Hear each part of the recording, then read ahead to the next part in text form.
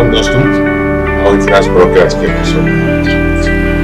तो दोस्तों आज हम लोग यात्रियों के नजरिए के दूसरे भाग में चर्चा करेंगे।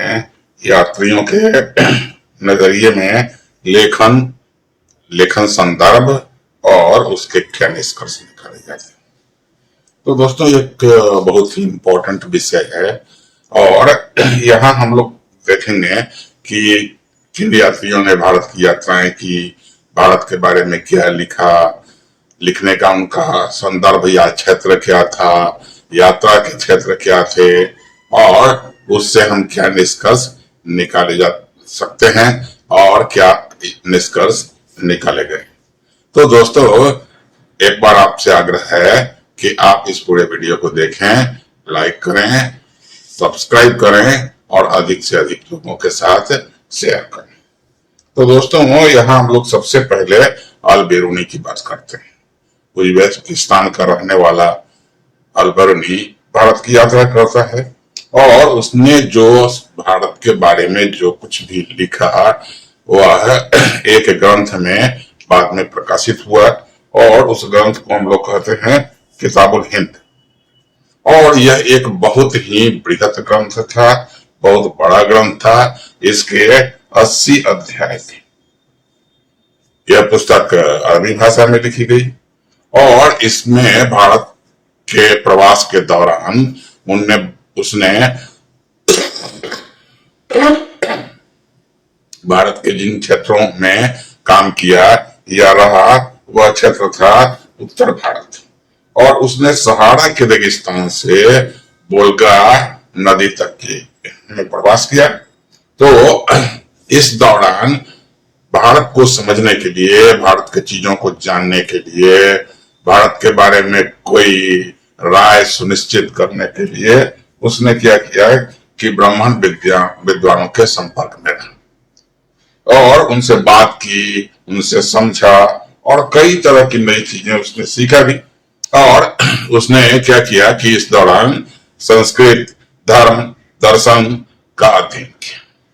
तो भारतीय ब्राह्मणों के संपर्क में रहते हुए, भारतीय ब्राह्मण विद्वानों के संपर्क में रहते हुए उसने संस्कृत सीखा, भारत के दर्शन के बारे में अध्ययन किया, भारत के धर्म के बारे में अध्ययन किया और यह धर्म दर्शन उसके साथ साथ क्या किया कि उसने भारत के त्योहारों के बारे में उसकी रुचि थी, जानकारी की, भारत के खगोल विज्ञान के बारे में जानने की कोशिश की, भारत के रीति रिवाजों को समझने का प्रयास किया, सामाजिक प्रथाओं को समझा और मापतौल, मूर्तिकला, कानून, प्रशासन, इन तमाम चीजों का उसने अध्ययन किया। और इसके अलग अलग जब उसकी पुस्तक प्रकाशित हुई तो इन विषयों पर अलग अलग अध्यायों में उसने विस्तार से चर्चा की। और उसकी विधि क्या है कि कहते हैं कि वह एक ज्यामितीय विधि। ज्यामितीय विधि का मतलब क्या है? उसने पूर्व नियमता निर्धारित की कि हमें क्या प्रमाणित करना है और उसी के आधार पर उसने लिखा। तो कहा जाता है कि इसका रुचि जो गणित में था उसी के हिसाब से उसने लेखन की यह कला या लेखन की यह विधि का अनुसरण किया। तो हम देखते हैं कि 1500 ईस्वी तक इसको अल बेरूनी को या उसके ग्रंथ को भारत में बहुत कम ही लोग पढ़े थे। उसके बाद ही इसको भारत में भी पढ़ा जाने लगा। अब कहते हैं कि उसने काम कैसे किया। तो इब्न बतूता आते हैं दूसरे नंबर पे। तो इब्न बतूता क्या है? ये मोरक्को यानी अफ्रीका के रहने वाले हैं और इनकी भाषा भी अरबी थी। तो और इन्होंने जो पुस्तक लिखी, इनके पुस्तक का नाम था रियला। तो ये किताबी ज्ञान की तुलना में क्या करते हैं कि अपने अनुभव को अधिक महत्व देते हैं।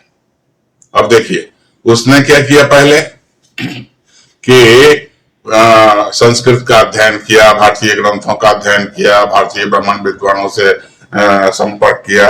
लेकिन यहाँ इनका कहना है इब्न बतूता का कहना है कि नहीं, हम जो कुछ प्रत्यक्ष में देख रहे हैं और हमारे जो निजी अनुभव हैं वो अधिक महत्वपूर्ण हैं और उसी के आधार पर हमें काम करना है।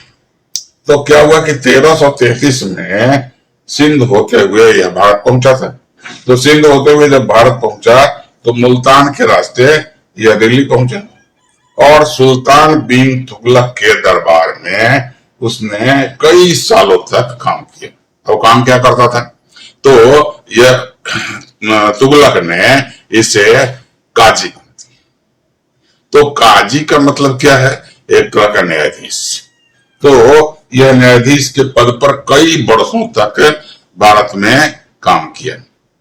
चलिए, तो लेकिन बाद में क्या हुआ कि मोहम्मद बिन तुगलक के साथ इसके मतभेद हो गए। इस पर तुगलक को संदेह होने लगा और उसने क्या किया कि इन्हें गिरफ्तार कर लिया। लेकिन कुछ ही वर्षों में यह जो इनका मतभेद था या इसके प्रति जो तुगलक का संदेह था वह समाप्त हो गया।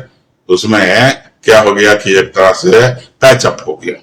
उसके बाद में क्या किया कि इन्हें जेल से कुछ छोड़ ही दिया गया और यह 1342 में मंगोल शासक के पास सुल्तान के दूत के रूप में गया और वहां भी काम किया। तो मालाबार, बंगाल, असम आदि क्षेत्रों का इसने अध्ययन किया था और 1347 में ये घर लौट गया। तो अब कहते हैं कि इसने जो कुछ लिखा उसके कुछ उदाहरण, यानी एक मतलब क्या लिखता है और भारत में क्या कुछ अनुभव करता है उसके बारे में भी हमें इस पुस्तक से जानकारी मिलती है। तो उसने कहा कि भाई एकाकी यात्रा, तो वह लिखता है कि भारत में एकाकी यात्रा करना रिस्क से खाली नहीं था। यह बहुत ही क्या था कि खतरनाक था। क्यों खतरनाक था? कि यहाँ अगर आप किसी कुनबे के साथ भी यात्रा कर रहे हैं तो उस पर डाकू या लुटेरे आक्रमण कर दिया करते थे और ये बड़े खतरनाक थे। तो इनके इब्न बतूता के दल पर भी, इसके कारवां पर भी हमला हुआ था और इसके कई साथी उसमें अपने प्राण गंवा दिए। जो लोग बचे उसी में से इब्न बतूता भी एक था।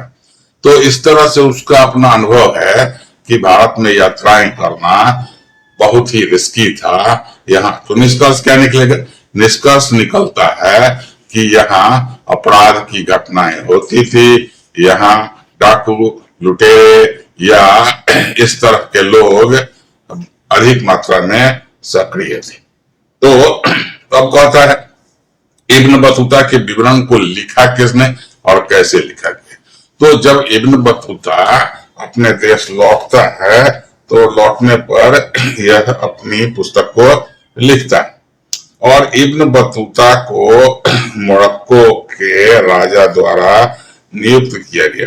उसमें क्या था? इब्न जजूबा नाम के एक सुलेखक को नियुक्त किया जाता है कि तुम इब्न बतूता के स्मृतियों को, उसके अनुभवों को लिखो। और राजा का स्पष्ट निर्देश था कि शालीन निर्देश था कि बतूता के अनुभव को सावधानी पूर्वक लिखा जाए। वह किन शासकों से मिला, किन संतों, धार्मिक लोगों से मिला, सब कुछ लिखा है। तो इस तरीके से राजकीय सहयोग से, यानी मोरक्को के शासक के आदेश पर उसके द्वारा नियुक्त सुलेखक के द्वारा ये लिखा गया और जिन विद्वानों से, जिन कवियों से, जिन साहित्यकारों से इनका संपर्क हुआ, सब के बारे में सावधानी पूर्वक लिखा जाए। तो इस प्रकार क्या करता है कि इब्न बतूता की पुस्तक लिखी जाती है। अब इब्न बतूता कोई अंतिम यात्री भी नहीं था। उसके बाद भी कई यात्री भारत आए। उन्होंने भी भारत के बारे में जो कुछ देखा, जो सुना, जो समझा, उनके जो अनुभव थे, उन सारी चीजों का क्या करता है कि लिखता है। तो लिखने में कहता है कि इन सबों ने भी बतौता के बाद में लिखा। तो इसमें से कुछ प्रमुख नामों की चर्चा करना यहाँ जरूरी हो जाता है। तो पहला था अब्दुल रजाक समरकंदी, जो 1440 ईस्वी में दक्षिण भारत की यात्रा करता है, और यात्रा के अलावा वो अपना यात्रा के दौरान जो भी उसके अनुभव थे, जो उसने देखा, उसको अपने विवरण में लिखता है। दूसरा था महमूद वली बख्ती। महमूद वली बख्ती 1620 ईस्वी में आता है, और वह भी अपना विस्तृत यात्रा वृतांत लिखता है। और उसी तरह एक थे शेख अली हाजिम, जो 1740 ईस्वी में उत्तर भारत में आए, और उसने भी जो कुछ भी अपने अनुभव थे उसको प्रस्तुत किया। तो इस तरीके से हम देखते हैं कि जो विदेशी यात्री यहाँ पर आए तो उनके कार्य करने का क्षेत्र अलग अलग था। कोई उत्तर भारत में आया, कोई दक्षिण भारत में आया। तो इन लोगों ने किया क्या कि अपने जिस क्षेत्र में इन्होंने प्रवास किया, वहां पर इन्होंने जो कुछ देखा, जो कुछ समझ पाए, उसके आधार पर इसने कह दिया कि यह भारत। अब देखिए एक उदाहरण देते हैं।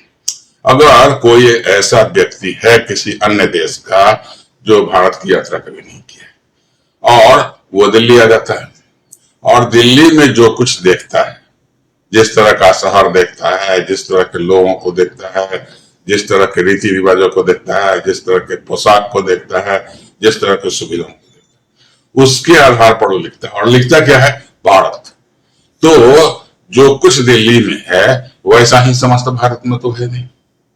और यह मान लेना कि नहीं हम तो भारत गए थे, हमने दिल्ली, लेकिन वो दिल्ली की एक सब, भारत एक विशाल देश है, भारत एक विस्तृत देश है, और इस विस्तृत देश में कई प्रकार के समूह हैं, और सभी समूहों के त्योहार, रीति रिवाज, मान्यताएं, खान पान, पोशाक सब कुछ अलग है।